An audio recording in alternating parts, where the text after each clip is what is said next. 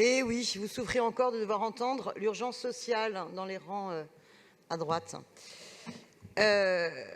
Écoutez, cette délibération est importante de communication sur le fonds de solidarité et logement, parce qu'on l'a bien vu dans le débat précédent. On le sait, la question du logement, le loyer, est ce qui pèse le plus sur les ménages.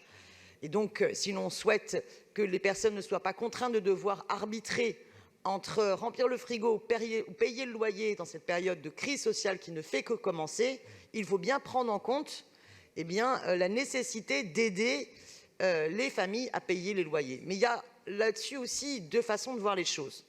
Pour les petites entreprises, pour les commerces, pour les associations, vous avez estimé qu'il ne fallait pas attendre que chacune fasse un dossier compliqué, qu'elle donne tout un tas de précisions, qu'elles ne sachent pas à l'avance de combien elles pourront aider. Et vous avez pris des mesures fortes d'exonération des locaux commerciaux dans les bailleurs. Parce que vous comprenez bien qu'il est essentiel pour sauver une entreprise, sauver un commerce, sauver une association, faire en sorte que les charges locatives soient levées dans la période de crise historique inouïe. Comment et pourquoi en serait-il autrement pour tous les ménages qui se sont retrouvés du jour au lendemain sans revenus? Qu'il s'agisse par exemple des intermittents, qu'il s'agisse des auto-entrepreneurs et qu'il s'agisse de celles et ceux qui vivent d'une économie pas toujours stable et parfois particulière.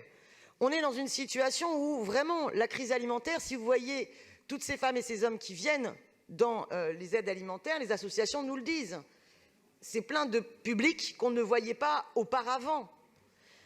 Oui, il y a d'abord et avant tout un problème de non-recours aux droits. On en parlera plus tard. Il faudrait permettre aux travailleurs sociaux de faire réellement leur travail.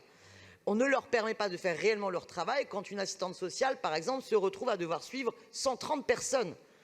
Quel accès aux droits, information sérieuse elle peut faire quand elle a 130 personnes à suivre et quand en plus le CASVP l'assomme de tout un tas de demandes de remontée de chiffres dans une logique de management extrêmement lourd et déconnecté du travail sur le terrain qui doit être essentiel.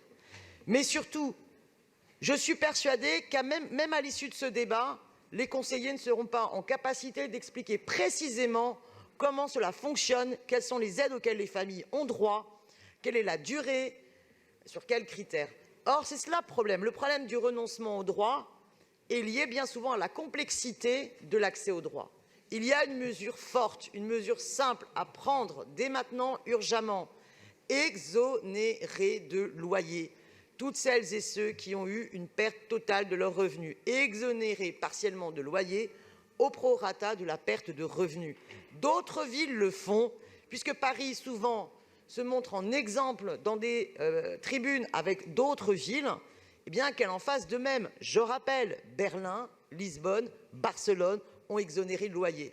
Et je terminerai en disant, vous avez, chers collègues, parfois cité la Commune de Paris, et il en est heureux.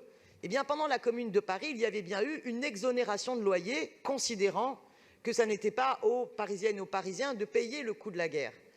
Cette exonération de loyer, si le gouvernement lui-même d'ailleurs a dit que nous étions en guerre contre le Covid, ce n'est pas à celles et ceux qui ont subi les conséquences du confinement parce que le gouvernement a été en incapacité d'anticiper la pandémie, d'en payer le coût et de se retrouver à ne plus remplir le frigidaire. Donc je maintiens et je continuerai dans les prochaines séances à continuer à exiger ces exonérations de loyer. Je vous remercie.